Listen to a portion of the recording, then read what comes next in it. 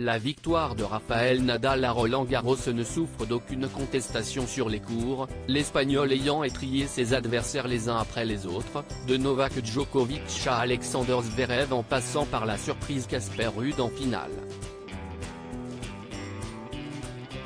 Un nouveau tour de force pour le tennisman de 36 ans qui remporte ainsi son 22e tournoi du Grand Chelem, le propulsant encore un peu plus au rang de légende absolue de son sport.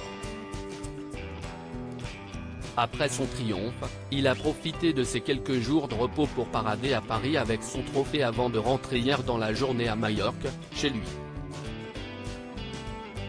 Malgré cette nouvelle performance époustouflante, des voix s'élèvent dans le milieu du sport pour remettre en question la manière dont Rafael Nadal a remporté son 14e Roland-Garros.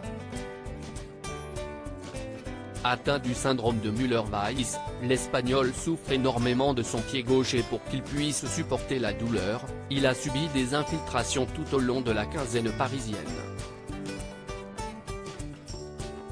Insensibilisé au niveau de son pied, le mari de Siska Perello a pu jouer normalement, mais sans cette aide, il n'aurait pas pu participer au tournoi.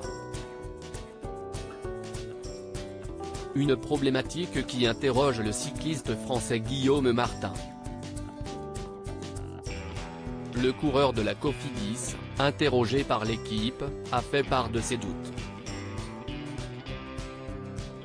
Ça peut certainement avoir des effets sur la performance ou être détourné afin d'améliorer la performance. Ce qu'a fait Nadal aurait été impossible dans le vélo, et je trouve ça normal.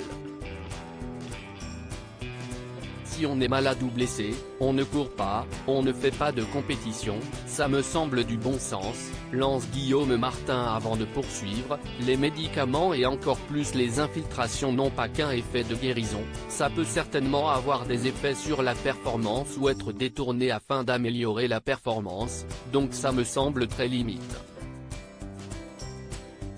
Des accusations lourdes de la part du cycliste de 28 ans qui évoque presque une situation de dopage de la part de l'Espagnol.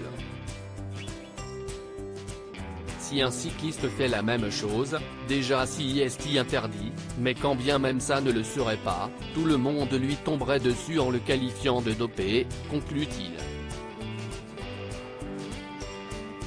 Des propos très forts de la part de Guillaume Martin, qui n'hésite pas à fustiger l'attitude de Rafael Nadal, qui, malgré la douleur, continue d'impressionner le monde du tennis. Retrouvez l'interview de Guillaume Martin en intégralité sur le site de l'équipe.